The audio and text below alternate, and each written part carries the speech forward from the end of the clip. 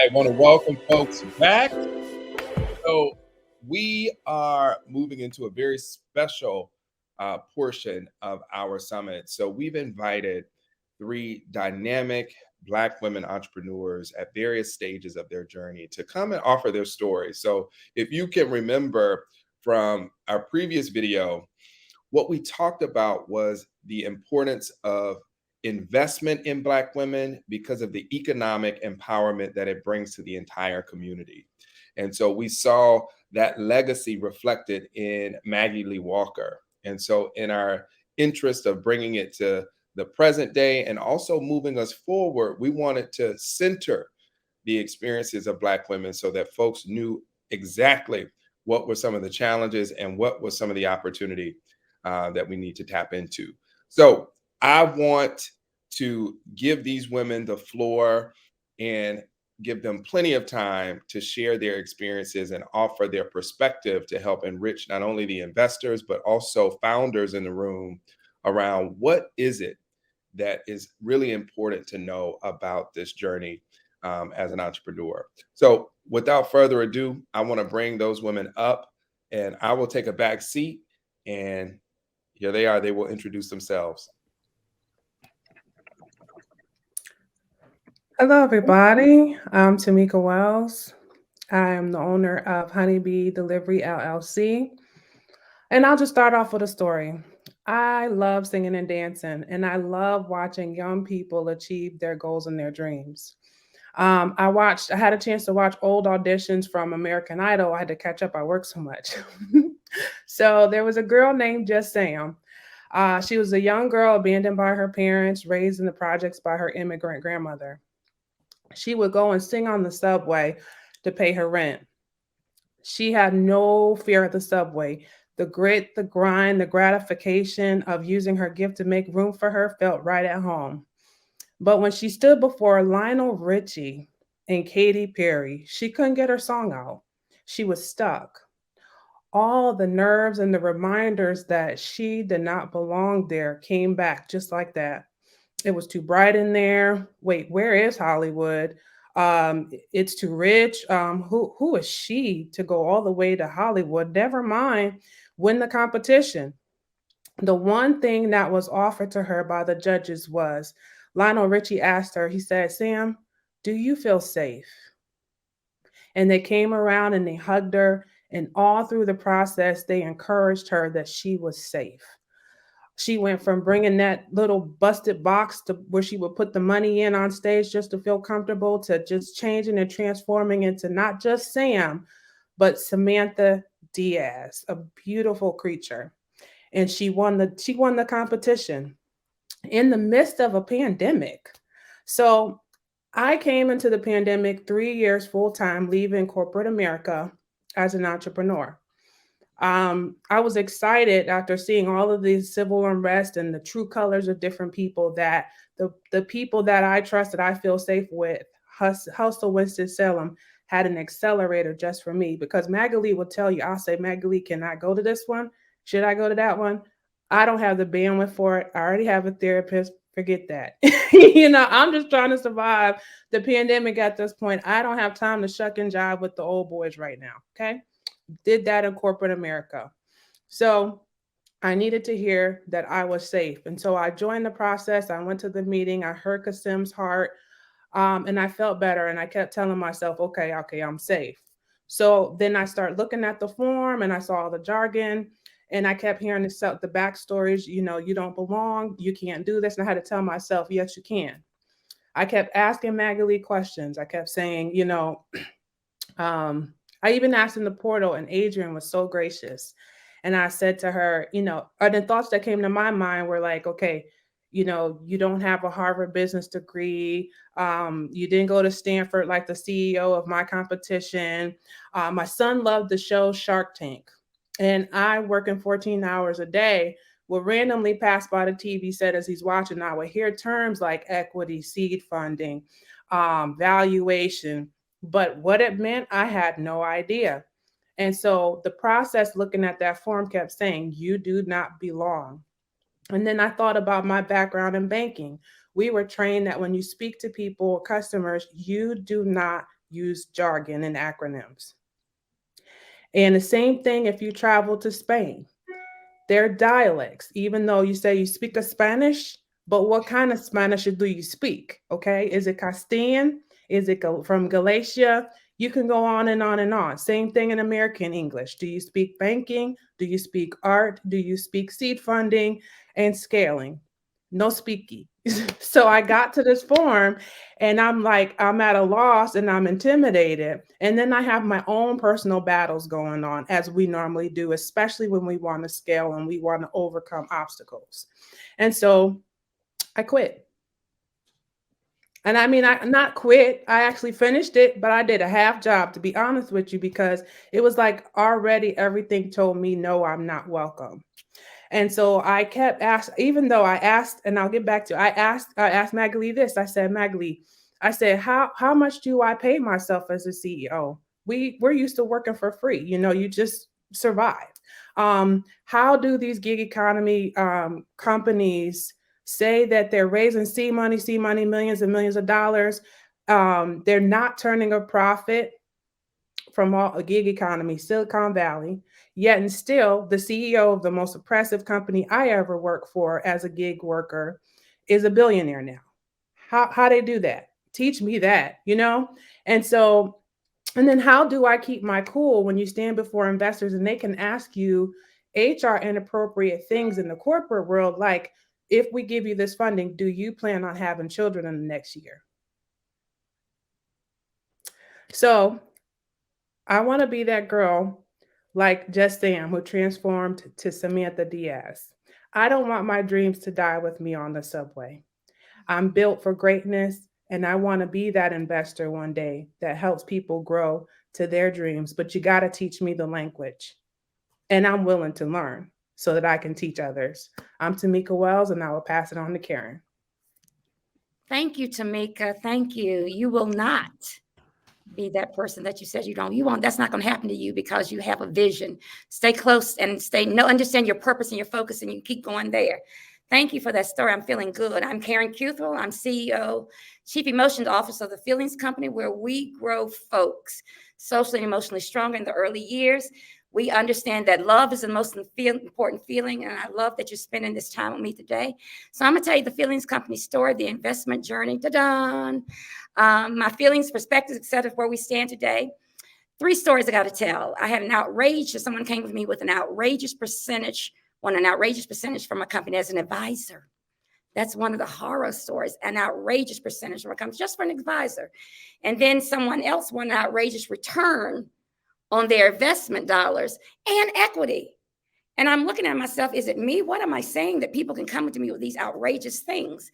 But one of the biggest stories was that I was in an incubator, and it was the time that my mom was transitioning, and I was going there every week trying to just keep up because I lived with my mom for 24 hours a day, 7 days a week for 4 months while she was transitioning in a nursing home. And so I was trying to keep all those terms. I'm like, you have to teach me those terms in my head. And one day they said to me, no one's ever going to invest in you.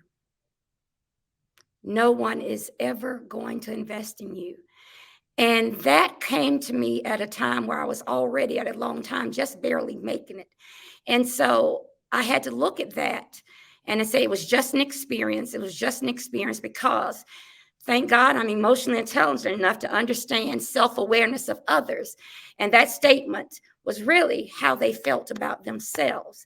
And so with social emotional learning, self-awareness, you cannot allow people to project their feelings of inadequacy on you. So I did not let her do that and kill my purpose or my dream, because I realized I have an assignment in this world and I have a purpose.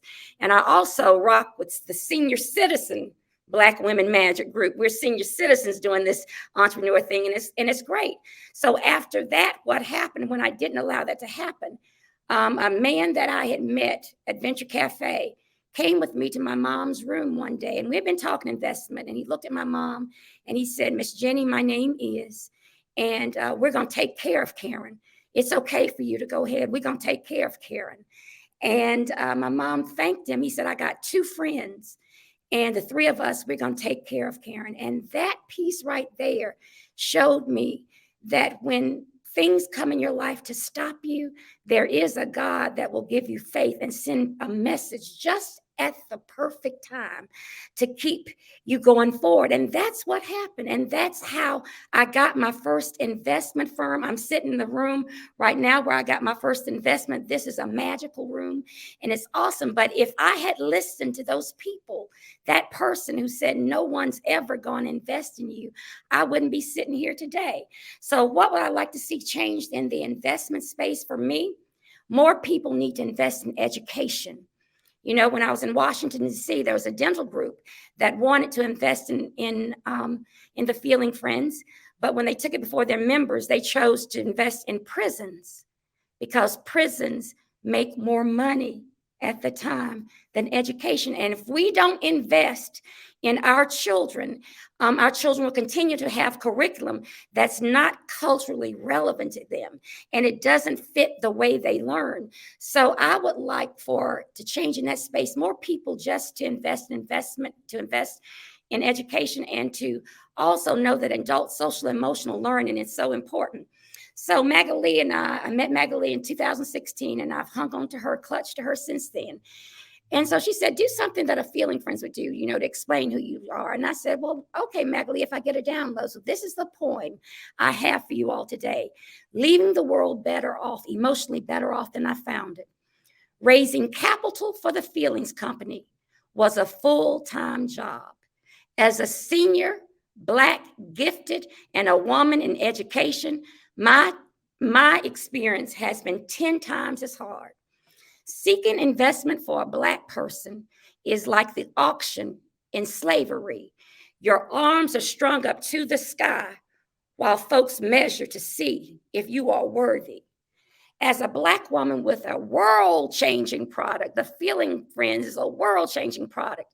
It is even expected that I come to investment in heels, even if I pitched the perfect product, folks still didn't make the deal.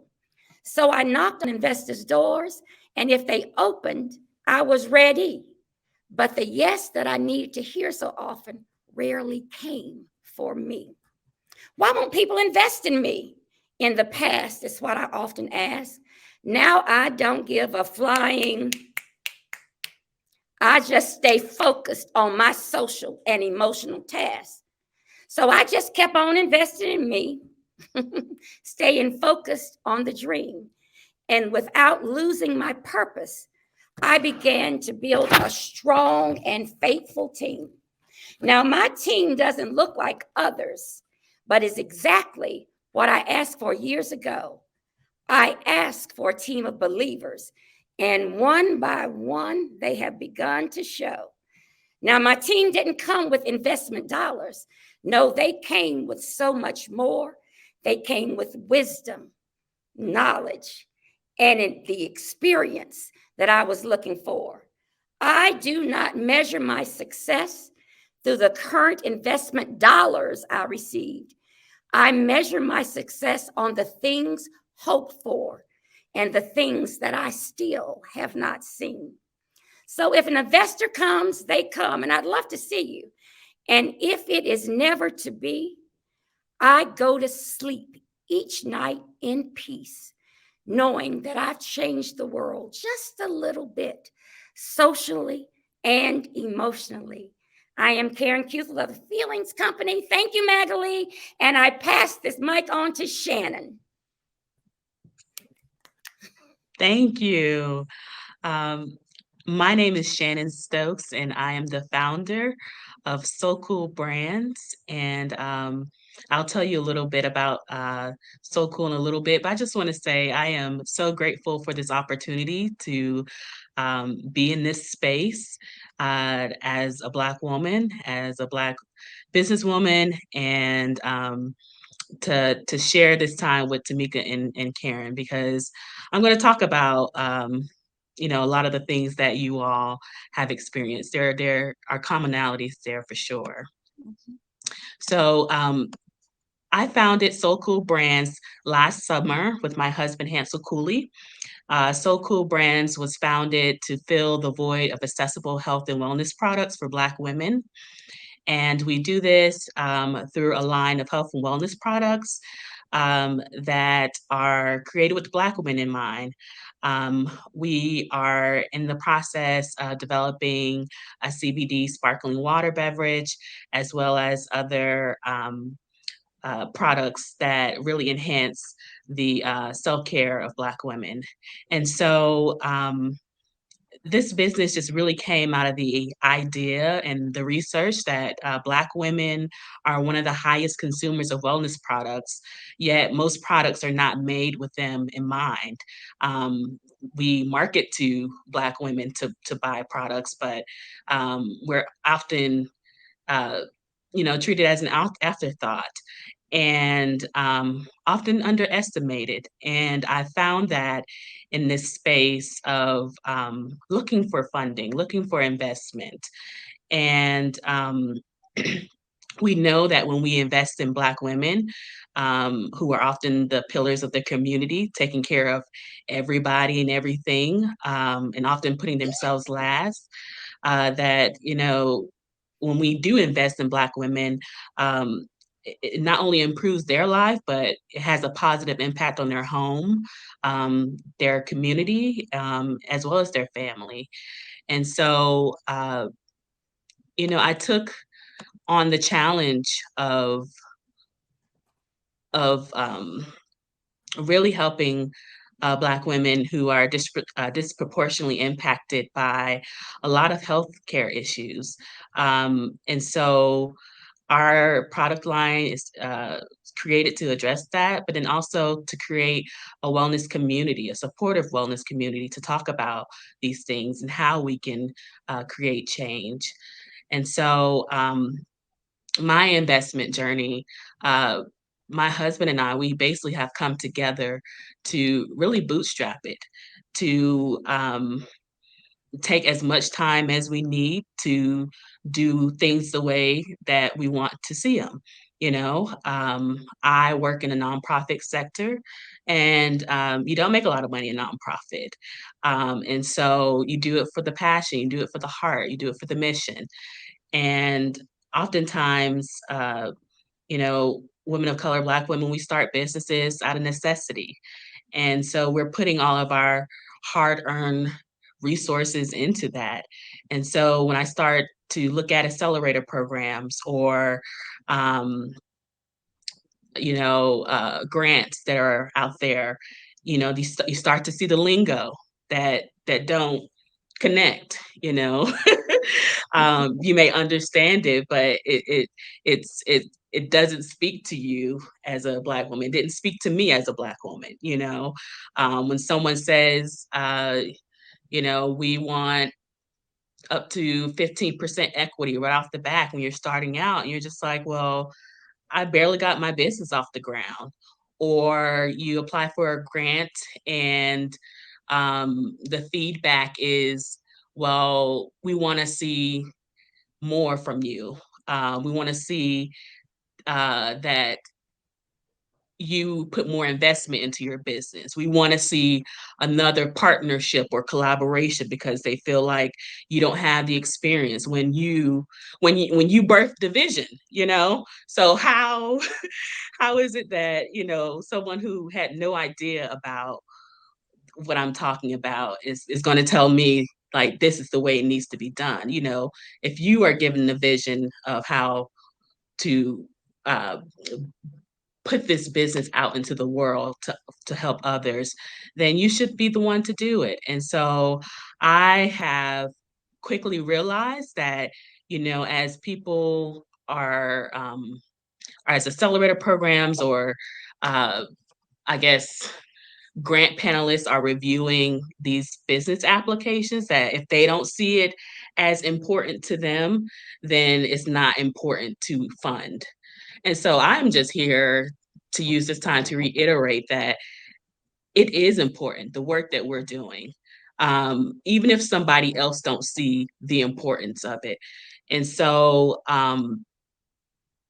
I my whole stance is, you know, I was unable to attend some of the earlier sessions, but I'm hearing like the language of legacy and providing for the next generation.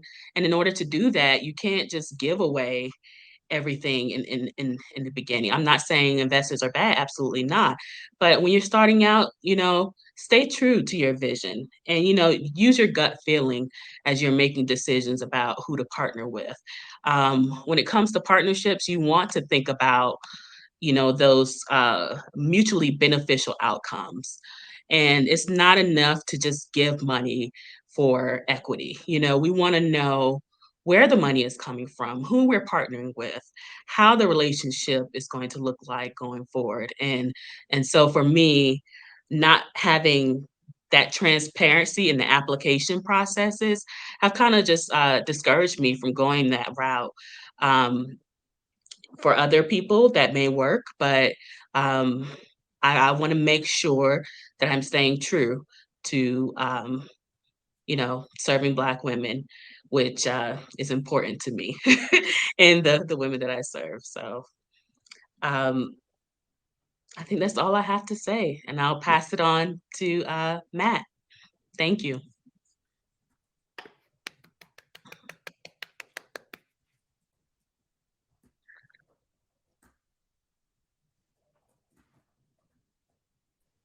So we are going to take a couple of questions from the audience.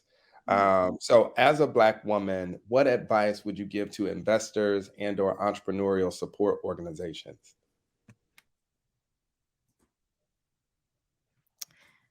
I would say to entrepreneurial support organizations, when you're doing this piece right here and you bring somebody in the incubator, start with the finances, start with the money aspect of the business.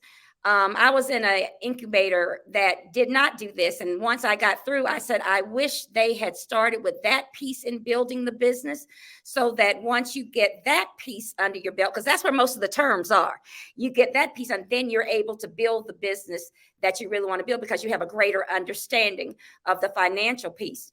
For investors, once again, I would say, look, broaden your scope, broaden your vision, and look at those businesses. It's always not tech that's going to bring all of the money. Sometimes it is education. Sometimes it is products that we have that are African American community that when we sell to each other that we know, and you get the marketing out there, they will be very profitable as well.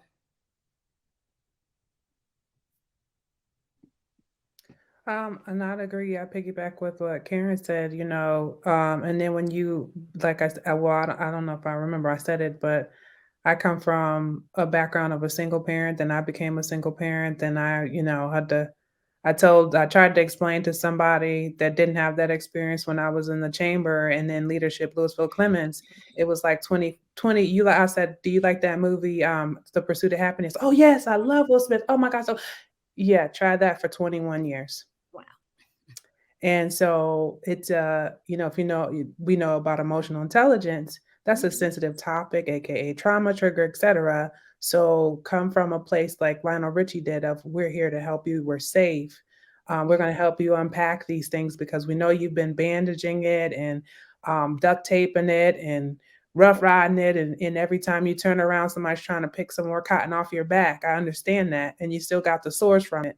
But we're not here to hurt you. We're here to help you, and teach you and educate you and build you up and not take from you, like you said, that all that equity. We didn't leave or dare to be entrepreneurs in order to be, I was going to say a word, enslaved again to another master. Exactly. I feel like those are my sentiments as well. And so I guess the advice I would give is making sure that these investors understand that those stories that we carry with us, that it's important not to uh, trigger us, but then also understand that we hold power as well. We bring that to the table, and that it needs to be a true partnership. Yeah, we know our communities and we know what they need, what they love. So sometimes data is important, but also trust that we know. We're in the Mhm. thick of it.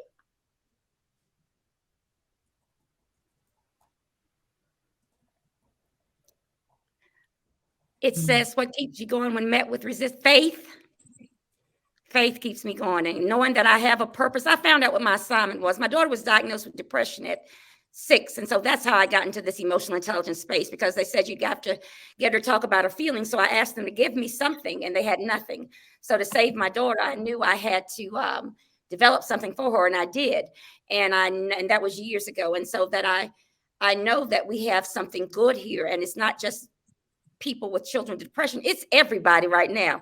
COVID has leveled the playing field for mental health and social emotional learning, especially in our communities. Mental health is still, after all these years, a bad word. So social emotional learning allows you to begin to look at mental health a little way. It's that door opener to mental health. So knowing that we're opening doors and that we are getting people emotionally whole, that keeps me going every day. Every morning I ask myself, or what are you going to do today to make the world emotionally better than you found it in the evening? Did you do that? So that's what keeps me going every day. Yeah. I'm going to answer the question, what keeps me going when met with resistance? And I didn't mention this. So, our product line hasn't launched yet, and um, it's been really delayed for a year. And so, I am grateful and happy that we are going to launch this summer.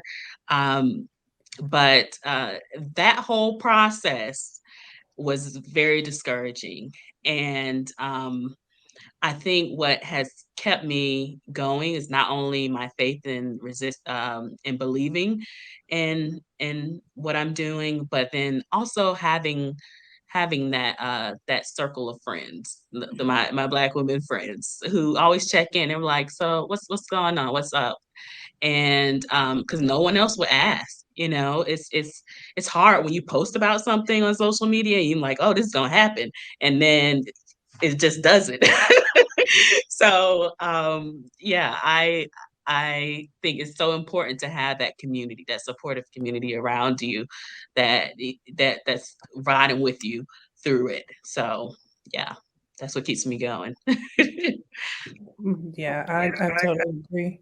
Um, I would say education. I always, I self-education is the best education. So I may not have a college degree, but I have over 40 hours of class time with the Small Business Center, um, reading books. I have over 100 Audible books. I'm certified, I'm a master certified life coach. I've studied Greek and I'm probably going to study Hebrew because I don't want Europeanized faith anymore. I want what he said, and that's it. No, yeah, chew up the meat, spit out the bones, but always just keep growing and be like water. We were designed to flow. We were designed to move around obstacles. We were designed that if we keep going, we can erode those obstacles. Look at the Grand Canyon. We are more powerful than that.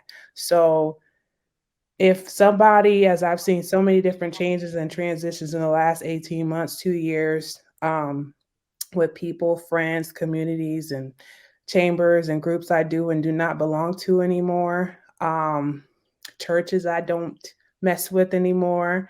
You gotta flow. You gotta know, and like she said, know your purpose, know your source, know that you walk in abundance. And if there's an if there's a no, is that a no to scale or is it a no to move and go a different direction? Yes. And being self-aware and knowing what you can and can't manage or handle at that time, because we were trained to handle it all no matter what. And that's not necessarily true. We deserve that respite and we deserve that break in that safe space.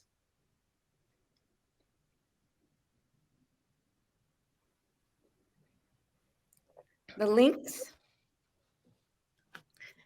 Yes, I guess our link is www.thefeelingscompany.com, thefeelingsco.com. It just changed. And Oh, so go ahead. Okay. no, you. So Cool Brands is SOQOL socoolbrands.com. And our social media accounts is socool_brands, both on Instagram and Facebook.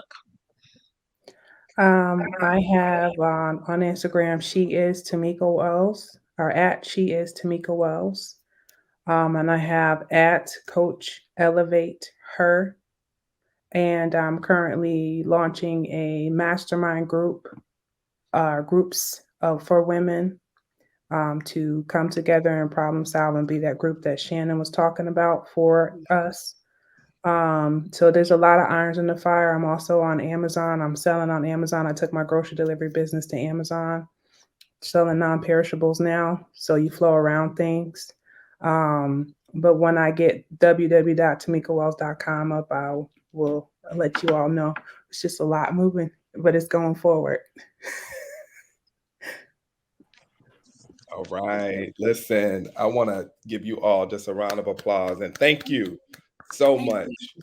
Thank for you. sharing your Thank experience you. and your perspective. Seriously. I just want to take a moment for us all to really reflect on what was shared with us when we think about what it means to prioritize the safety, the trust, and the economic well-being of Black women who are doing so much for our community to really lift us up.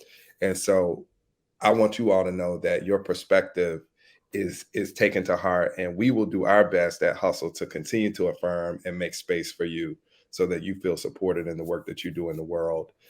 So thank you so much for sharing.